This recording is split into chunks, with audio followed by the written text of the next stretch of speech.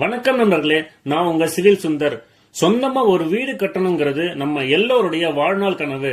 ஆனா அந்த கனவை நினைவாக்க ஆரம்பிக்கும் போது எங்க ஆரம்பிக்கிறது, எதை முதல்ல செய்யணும் அப்படிங்கிற குழப்பம் எல்லோருக்கும் இருக்கும். இன்னைக்கு கவலைப்படாதீங்க, நம்ம சேனல்ல படிப்படியா வீடு கட்டுவது எப்படி அப்படிங்கிற ஒரு புதிய தொடரை ஆரம்பிக்க போறோம்.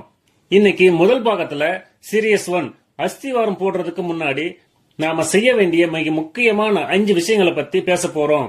நெக்ஸ்ட் 4வது ஸ்டெப், சரியான மேஸ்திரி அல்லது கான்ட்ராக்டர் தேர்வு செய்யறது. Choosing the right contractor. குறைந்த விலைக்கு வேலையை முடிக்கிறாங்கன்னு அனுபவம் இல்லாதவங்க கிட்ட வேலையை ஒப்படைக்காதீங்க. ஒரு செக்லிஸ்ட போடுங்க. அவங்க இதுக்கு முன்னாடி கட்டுன 2-3 வீடுகளை நேர்ல போய் பாருங்க. அந்த வீட்டு உரிமையாளர்கிட்ட வேலையை பத்தி விசாரிங்க. முக்கியமா அக்ரிமெண்ட் ஒப்பந்தம் போடாம வேலையை ஆரம்பிக்காதீங்க. என்ன மெட்டீரியல் போட போறாங்க, எப்ப வேலையை முடிப்பாங்கன்னு எழுத்துப்பூர்வமா மெட்டீரியல் ஸ்பெசிபிகேஷன்ல இருக்கணும்.